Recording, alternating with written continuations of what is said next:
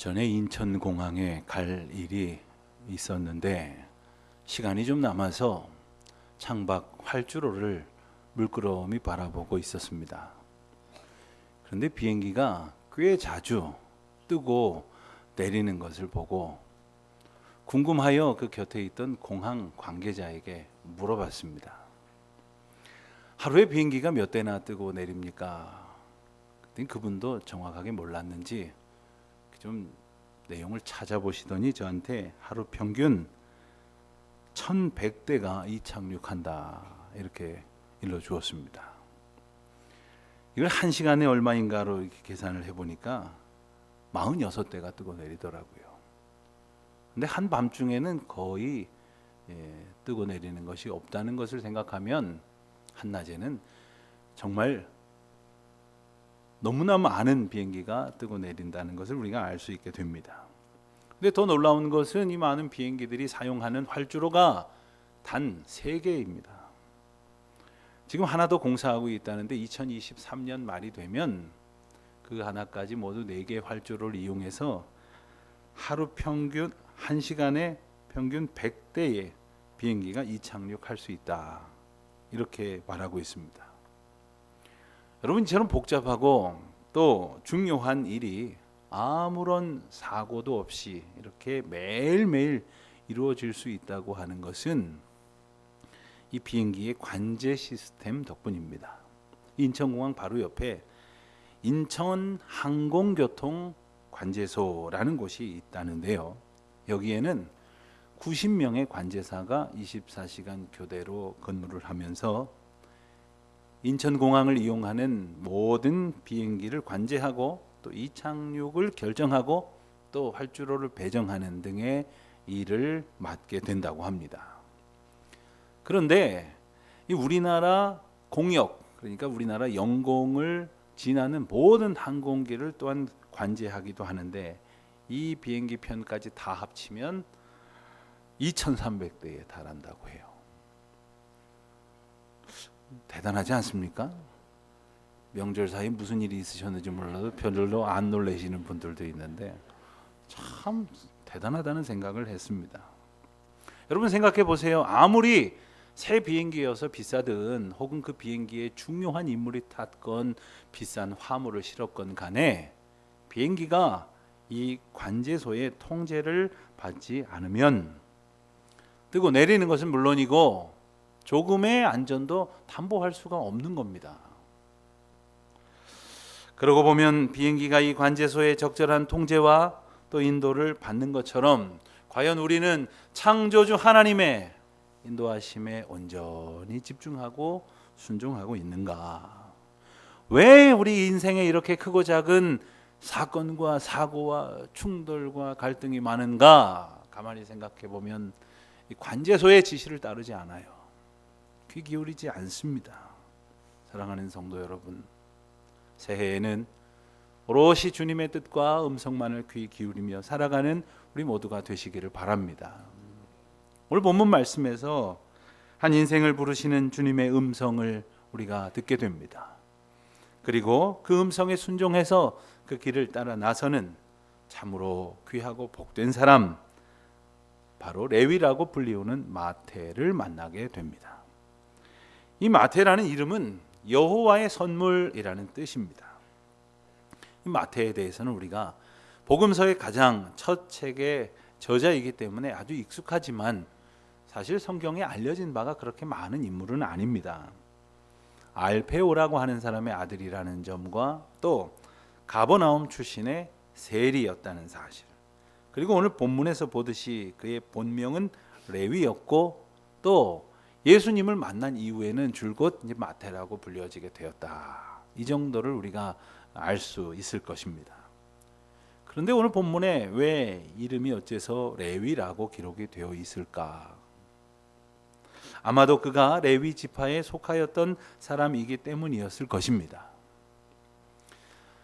그런데 레위 지파 사람들은 다른 지파의 사람들과는 달리 자기의 기업을 받지 못한 채 오직 여호와만이 나의 기업이다라고 고백하며 살아가는 사람들입니다. 그런데 성전에서 주님의 일을 돌보며 주님만이 나의 기업이라고 의지하며 살아가야 할 자기 자신이 사람들로부터 세금을 걷어가지고 로마 황제에게 갖다 바치고 그것도 모자라서 사람들의 세금을 더 뜯어내서 그들에게 고통과 심려를 끼치며 살아가고 있으니 생각할수록 자신의 형편에 대해서 안타까운 마음이 있었을 것입니다. 그의 갈등은 영적 갈망으로 변하게 되었을 것입니다. 우리가 이 세상을 살면서 많은 문제 앞에 살아갑니다마는 그것이 우리를 불편하게 하는 갈등이 될 때에 우리는 이 모든 것을 하나님 앞에 내려놓고 영적인 해결을 구하는 갈망의 사람으로 살아갈 수 있어야 할 것이겠습니다. 마태복음, 즉 마태 자신이 기록한 마태복음 10장에 보면 예수님의 12제자의 이름이 소개되는 부분이 나오는데 거기 보면 다른 제자들은 그저 간단하게 이름 혹은 뭐 아버지의 이름 정도로 구별하는 정도였는데 유독 마태 자신의 이름 앞에만 세리라는 직업을 표시합니다. 물론 이것은 드러내고 과시하고 싶어서는 아닙니다. 세리라는 직업이 결코 자랑할 만한 것이 아니었기 때문이죠. 오히려 우리는 생각할 수 있습니다.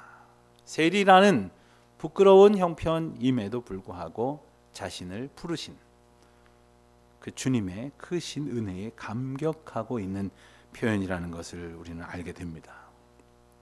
말씀드린 것처럼 마태는 갈릴리 가버나움 지역에 살고 있었고 그리고 그곳에 있었던 세관에서 일했던 것으로 보입니다.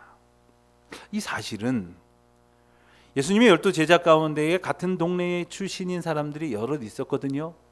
베드로나 안드레, 야고보, 요한 이런 사람들은 같이 예수님의 제자가 되기 이전부터 마태가 세리 일을 하고 있었다는 사실을 알고 있었다는 겁니다. 예수님이 세리 마태를 부르시고 제자를 삼으셨다는 일은 순식간에 많은 사람들에게 소문이 났습니다. 그뿐 아니라 오늘 복음서에서 본 대로 마태가 자기 집으로 함께 일했던 동료 세리들과 또 여러 아는 사람들을 이렇게 초대하게 되지 않습니까? 예수님과 제자들을 함께 초청해서 식사를 베풀면서 내가 예수님을 만난 이야기, 또 내가 이제는 예수님의 제자로 살겠다고 하는 결심, 이제 세리를 그만두겠다고 하는 자신의 암일에 대해서 설명했었기 때문에 그 이야기도 역시 삽시간에 빠르게 온 동네로 퍼져나갔을 것입니다. 12제자 중에 한 사람으로서의 마태는 어떤 사람이었을까요? 특이하게도 공관복음서 어디에도 마태가 한 말이라고 기록된 내용이 없습니다. 어쩌면 그는 말하기보다는 막 나서서 자기 주장을 펼치기보다는 한켠에서 조용히 듣고 또 이 마태복음을 기록한 것을 본 것처럼 예수님께서 하신 일들을 기억하고 또 기록하고 메모도 하고 이렇게 어쩌면 준비해서 나중에 마태복음서를 기록하는 데 유용하게 사용했을 겁니다. 다른 제자들보다 똑똑했을 것으로 짐작이 됩니다. 왜냐하면 세관에서 일을 할 정도가 되려면 히브리어도 알아야 되고 헬라어도 알아야 되고 이제 사방에 장사하는 사람들을 상대해야 되기 때문에 로마어도 알아야 되고 아람어도 알아야 하는 것을 감안해 본다면 이쯤 똑똑한 제자들도 많지는 않았을 겁니다. 마태를 부르신 오늘 사건의 내용은 가만히 들여다보면 참 간단해도 너무 간단해요. 아주 중요하고 엄청난 의미를 지닌 사건이요, 또 마태 한 사람을 변화시키는 결정적인 사건이며 또한 이 사건을 통해서 수많은 사람들에게 대단한 영향을 미쳤던 일임에도 불구하고 아주 간단하게 본문은 소개를 하고 있습니다. 게다가 오늘 본문의 배경이 되는 시점은 예수님의 전도 사역이 본격적으로 시작될 무렵의 일이었다는 사실이에요. 그러니까 이미 널리 알려져 가지고 많은 기적이 일어나서 수많은 엄청난 인파가 몰려들기 전의 일이었다는 사실입니다. 예수님을 따라 다녔던 일단의 무리에게 말씀을 가르치셨습니다. 그리고 오늘 우리가 읽은 것처럼 그 후에 세관에 앉아 있던 레위를 보시고 나를 따르라 하셨습니다. 그것뿐입니다.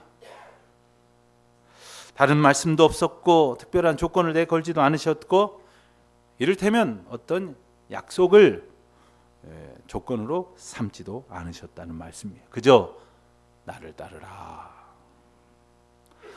예컨대 베드로를 예수님께서 부르셨을 때의 장면을 보면 나를 따르라, 내가 너로 하여금 사람을 낚는 어부가 되게 하리라, 이렇게 약속을 거셨잖아요. 또 요한복음에 보면 나다니엘이라고 하는 제자를 부르실 때는 뭐라고 말씀하셨냐면 내가 나를 따르면 하늘이 열리고 하나님의 사자가 인자 위에 거하는 것을 보리라. 이렇게 영적 사건에 대한 구체적인 설명도 해 주셨기도 했습니다. 그런데 마태를 부르실 때에는 별 말씀이 없어요. 단지 나를 따르라 하시는 거죠. 예수님 말씀에 이어지는 내용 또한 간단합니다. 나를 따르라 하시니 일어나 따르니라. 다른 이야기가 없어요. 잠깐만요. 생각 좀 해보겠습니다. 시간을 주세요. 이런 말이 없습니다. 구체적으로 질문하지도 않습니다. 저 따르면 밥은 먹여주나요? 숙소는 어떤 급 정도 됩니까? 혹시 봉급은 있겠죠? 이런 건 묻지 않습니다. 그저 일어나 따르니라. 오늘 본문이 매우 중요하고 파격적인 것은 단지 그 부르심과 응답의 내용이 간단하다는 데만 있는 것은 아닙니다. 예수님이 부르신 바로 그 사람이 세리였기 때문이었습니다. 당시 이스라엘 사람들에게 있어서 세리란 로마를 위해 일하는 사람이었죠. 그리고 그들을 지배하고 있는 분봉왕 헤롯 안티파스에게 세금을 갖다 바치는 사람이었습니다. 이스라엘 백성들이 생각할수록 화가 나는 사람들이었죠. 그뿐 아닙니다. 이스라엘 백성들은 괴롭히고 그들로 하여금 미움의 대상이 되었던 사람이었습니다. 멸시당하고 죄인 취급을 받던 사람이었습니다. 그래서 성경에 보면 세리를 칭할 때 꼭 죄인이라는 표현이 함께 등장을 하기도 하는 것이죠. 그런데 마태가 그 세리의 일을 하던 중에 예수님을 만나서 회개하고 그리고 저 이제 그만두겠습니다라는 이야기를 먼저 한 것이 아닙니다. 그는 여전히 세관에 앉아 있었습니다. 그렇지만 예수님은 그를 바라보셨죠. 아마 예수님께서 나를 따르라 하셨을 때에 마태의 시선은 어디에 있었을까요? 장부 정리하고 있었을까요? 아니면 민원인하고 세무 상담하고 있었을까요? 아니면 어떤 사람한테 세금 더 내라고 재촉하고 있었을까요? 그도 세관에 앉아 있었지만 소문을 듣고 그리고 지나시던 예수님을 바라보면서 저분이 바로 예수님인가 보다 하고 쳐다보고 있었을 거예요. 예수님은 그 눈빛을 보시고 그를 부르셨습니다. 그리고 그 부르심에 즉각적으로 응답하고 따라 나섰다 하는 모습에서 우리가 보듯이 마태 또한 영적인 갈망 가운데 있었던 거예요. 그것을 주님은 아셨습니다. 사실 이미 그가 예수님에 대한 소문을 들었을 겁니다. 어쩌면 예수님이 오신 것을 먼저 이렇게 먼 발치서부터 바라보고 있었을지 모릅니다. 비록 세관에 앉아 있어야만 했지만 간절한 눈빛으로 주님을 바라봤을 것입니다. 하지만 감히 예수님을 따르던 다른 사람들처럼 저도 따라가겠습니다 라고 말할 수 없었던 것이죠. 그에게 예수님이 다가가 부르셨다는 거예요. 이것이 놀라운 것입니다. 사실 생각해보면 마태가 이렇게 즉각적으로 응답한 것을 보면 얼마나 예수님을 따르고 싶었을까 하는 생각도 해보게 됩니다. 그러나 사람들로부터 죄인 취급받고 멸시당하던 자기 자신이 무슨 제자가 될 수 있을까 하는 생각을 했을 거예요. 오히려 염치가 있다면 나를 따르라 하신 예수님의 말씀에 저요? 아유, 저는 안 됩니다. 만일 제가 따라가면 예수님이 욕먹습니다. 이랬겠죠. 다른 사람들의 시선을 의식했겠지요. 그래서 복잡하게 여러 생각을 하면 순종할 수가 없는 거예요. 부르심만 생각해야지 순종할 수가 있는 겁니다. 오늘도 주님이 말씀을 통해서 우리의 삶을 통해서 다른 사람들과의 수많은 관계 속에서 갈등하게 하시고 또 갈망하게 하시고 또 부르심을 듣게 하실 때마다 복잡하게 생각하면 순종하지 못합니다. 사실 우리 자신을 돌아보십시오. 어쩌면 우리가 하나님 앞에서 또 사람들 앞에서 자신 없고 또 떳떳하지 못하고 부끄러운 생각에 나 같은 사람이 어떻게 교회를 다닐 수 있을까? 사람들이 손가락질하고도 남겠지 하면서 주님의 낯을 피하고 싶은 생각이 들 때가 왜 없었겠습니까? 그러나 다른 걸 생각하면 응답할 수 없습니다. 오직 우리를 부르신 그 부르심만을 생각할 때에 부족하지만 나를 부르신 주님의 은혜 앞에 감사하며 순종할 수 있는 것 아닙니까? 사람들 혹이 염려했던 것처럼 정말로 예수님께서 마태의 집에 들어가셔서 역시 그와 같은 세리들과 또 많은 그의 지인들과 함께 음식을 먹었을 때에 16절에서 우리가 본 대로 서기관이 말하기를 어찌하여 세리 및 죄인들과 함께 먹는가 하며 비난을 하는 일이 실제로 일어났습니다. 그렇다고 해서 예수님이 그들에게 변명하시거나 반박하시지 않았습니다. 오히려 그 비난을 기회로 삼아 예수님께서 이 땅에 그리고 사람들 앞에 그리고 우리를 위해 오신 이유를 선명하게 드러내시며 그 뜻을 선포하십니다. 그것이 바로 그 유명한 17절의 말씀입니다. 제가 한 번 더 읽겠습니다. 건강한 자에게는 의사가 쓸데없고 병든 자에게라야 쓸데있느니라. 나는 의인을 부르러 온 것이 아니요 죄인을 부르러 왔노라. 여러분, 의사가 건강한 자가 아닌 병자에게 필요하다는 말은 생각할수록 당연한 말입니다. 처음 나오는 이야기도 아닙니다. 기록에 보면 고대 문헌이나 근동이나 유대의 여러 기록에도 나타나는 보편적인 격언이라고 할 수 있을 것입니다. 의사가 존재하는 이유는 병자 때문이다. 이론의 여지가 있을 수 없는 이야기입니다. 그런데 한번 생각을 해 보십시오. 메시아이신 예수님을 기다렸던 사람들이 의사로서의 메시아를 기다렸을까요? 만약 어떤 사람이 메시아를 기다렸다면 그들은 정치적인 그러한 독립을 로마로부터 이끌어낼 수 있는 강력한 군주와도 같은 분을 기다렸을지 모릅니다. 혹은 나 가난하고 병들고 배고프고 힘든 것 다 해결해 줄 수 있는 절대 능력자로서의 메시아가 오시기를 바랬을 거예요. 또 그것도 아니면 우리가 하나님 앞에서 어떤 영적인 문제들을 바르게 이끌어 가 주기를 바라는 그런 마음으로 제사장 중에 제사장과 같은 그러한 메시아를 기다렸을지도 모릅니다. 만약 그렇다고 한다면 예수님의 이 말씀은 혼란스럽기 짝이 없는 것입니다. 왜냐하면 그들은 의사로서의 메시아는 생각조차 해본 적이 없었기 때문이었습니다. 물론 메시아에 대한 구약 성경의 여러 말씀과 또 예언의 내용을 조금만 떠올려 보면 하나님께서 그동안 그의 백성들을 얼마나 아끼시고 사랑하시며 고치시고 싸매시며 낫게 해 오셨다고 하는 것을 다 알 수 있을 텐데도 불구하고 그들의 관심은 거기에 있지 않아요.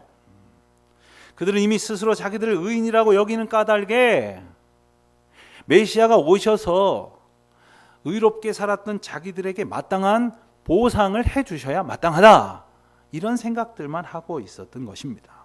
우리가 의롭게 살았으니 하나님께서 우리를 더 높이시려고 상 주시려고 우리에게 오시는 것이 아니냐, 이런 것이지요. 이런 생각을 했었던 대표적인 사람들이 바로 대제사장, 서기관, 바리새인들, 이런 사람들이었습니다. 그들은 나름대로 하늘의 법도에 합당하게 살고 있었다고 자부하고 있었어요. 그래서 거기에 마땅한 상급을 주시려고 하나님이 나를 찾아오셨을 것이다, 이렇게 믿고 있었던 것이죠. 그런데 예수님이 말씀하셨지 않습니까? 내가 온 것은 의인을 찾으러 온 것이 아니라 죄인을 부르러 왔노라 하셨잖아요. 이 말씀은 세상에 의인들이 있는데 그 사람들 말고 죄인들을 찾으러 오셨다는 말씀이 아닙니다. 일찍이 바울은 로마서 3장 10절에서 증거하기를 의인은 없나니 하나도 없다고 하지 않았습니까? 또 로마서 3장 23절에서 말하기를 모든 사람이 죄를 범하였음에 하나님의 영광에 이르지 못하였다고 하신 그 말씀을 우리가 기억해야 됩니다. 또 멀리 구약에 가보면 창세기 18장에 보면 그 유명한 소돔과 고모라 성이 심판을 받는 장면이 나올 때 아브라함이 간청을 하지요. 살려주십시오. 이 성을 그대로 두시면 어떻겠습니까? 그때에 하나님께서 이 성에 의인 10명만 있어도 내가 멸하지 않겠다고 하셨지만 끝내 그 성에는 의인이 없었고 결국 소돔과 고모라는 심판을 피하지 못했습니다. 그렇다면 오늘 우리가 살아가고 있는 이 세대는 과연 어떠냐 하는 것입니다. 그러므로 우리가 기억해야 될 두 가지 이 본문을 통한 교훈을 붙들 수 있기를 바랍니다. 먼저 첫 번째는 소돔과 고모라 성이 그러했듯이 지금 이대로라면 우리는 분명히 의인이 아닌 죄인이기 때문에 멸망할 수밖에 없는 존재라는 점을 우리는 분명히 기억해야 합니다. 뭐 내가 누구보다는 낫더라, 그래도 나는 교회는 다니지 않느냐, 이런 소리들 할 수 없습니다. 의인은 자기의 선의나 착한 행실로 이루어지는 것이 아닙니다. 일찍이 성경 여러 곳에서 말씀하신 것처럼 의인은 오직 믿음으로 말미암아 살리라 하셨다고 하는 말씀을 기억하면서 하나님께서 주신 믿음을 붙들고 하나님의 법도 앞에 순복할 때에 오직 하나님의 나라만 바라보고 주님 주신 믿음으로 그 뜻을 의지하는 자로 사는 것이 의롭다 칭함을 받은 성도의 모습이다 하는 것이지요. 두 번째로 함께 기억할 것은, 그래서 의인을 부르러 온 것이 아니라 죄인을 부르러 오셨다고 하신 예수님의 말씀은 사람들로 하여금 죄인 소리를 듣고 비난을 받고 멸시를 당했지만 스스로가 죄인 줄 깨달았던 마태를 위한 것이었고, 또한 예수님의 긍휼과 사랑을 갈망하는 모든 사람들을 위해서 오셨다라는 것을 우리는 기억해야 할 것입니다. 그저 죄인된 우리에게 주님은 다가오십니다. 그리고 우리를 향하여 시선을 맞추시고 또 말씀하십니다. 나를 따르라. 어떻게 반응하시겠습니까? 오늘 본문을 보면서 하나 궁금한 점이 생각이 났습니다. 만일 오늘 본문의 장면을 우리가 되돌려서 연출해 본다면 이 마태는 몇 살쯤 됐을까? 몇 살쯤 된 세리였을까? 마태가 나중에 마태복음을 기록하지 않습니까? 성경학자들은 마태복음이 기록된 때를 여러 가지 정황을 추정하여서 볼 때 AD 70년 후 혹은 그 직후, 적어도 AD 70년 후의 일이라고 그렇게 추정을 합니다. 그러면 자, 이제 거꾸로 나이를 거슬러 올라가면 예수님을 만났을 때는 적어도 아주 젊었을 때였을 거예요. 세리의 일을 시작한 지 어쩌면 얼마 안 됐을 때일 것입니다. 이렇게 생각도 들고 저런 생각도 드는데 말입니다. 한편으로 생각을 해보면 이제 세리 일을 시작을 해가지고 열심히 하다 보니까 생각보다 돈이 생기는 거예요. 열심히 뛰면, 다시 말하면 열심히 뜯으면 돈이 많이 생기네요. 욕도 먹겠지만. 그러니까 생각을 하기를 예수님 쫓아가는 일도 좋겠지만 몇 년 바짝 고생을 해가지고 그냥 돈 좀 챙겨놓고 그래도 따라가더라도 따라갈까? 혹 이런 생각은 안 했을까? 안 했던 것 같아요. 또 한편으로 생각을 해보면 아마도 그 세리라는 자리에 오래도록 젖어 있어 살았더라면 그것을 쉽게 떨쳐내지 못했을 거예요. 할부금도 갚아야 되고, 그리고 아이들은 커가고, 이래가면서 여러 가지 고민을 하다 보면 예수님의 부르심에 그 자리를 떨치고 일어나지 못했을지도 모르겠어요. 사랑하는 성도 여러분, 우리가 마땅히 하나님의 자녀로 살아가고 하나님 나라 백성에 합당하게 살기를 원하는데 혹 마음에 거리껴지는 떳떳지 못한 일로 고민하시는 분들이 계십니까?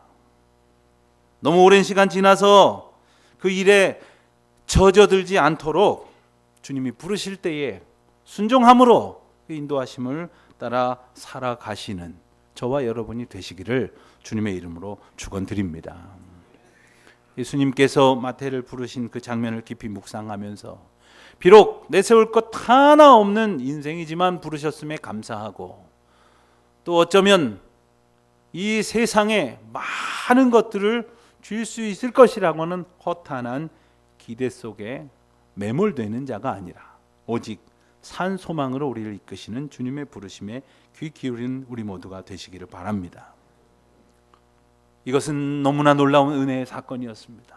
여러분, 아무리 눈을 씻고 찾아봐도 세리 마태가 예수님의 부르심을 받을 만한 특별한 행동이 있었던 것은 아니었어요. 그리고 예수님 또한 마태에게 이렇다 할 조건을 달지도 않으셨습니다. 아니, 아무것도 묻지 않으셨어요. 심지어 너 회개는 했느냐고, 뉘우쳤느냐고, 남의 것 빼앗은 것 돌려줬느냐고, 혹시라도 불의한 재물 다 갖다 버릴 결심은 섰느냐고, 이런 거 묻지 않으십니다. 오직 나를 따르라, 이 말씀만 하십니다. 그렇게 죄인을 찾으시고 부르시는 하나님의 뜻은 무엇입니까? 그 죄의 길에서 떠나서 의인으로 삶으로 온전한 하나님의 백성 되게 하시기 위함이 아닙니까? 그러므로 예수님이 죄인을 부르신 것은 그 사람 한 사람 한 사람을 불쌍히 여기심으로 구원에 이르게 하시려는 사랑 때문이었습니다. 그러므로 성도란 그 은혜 안에 살고 있는 사람이에요. 이제 그 은혜 안에 살고 있다는 우리가 우리 삶에서 나타나야 할 것을 함께 묵상해 보실 수 있기를 바랍니다.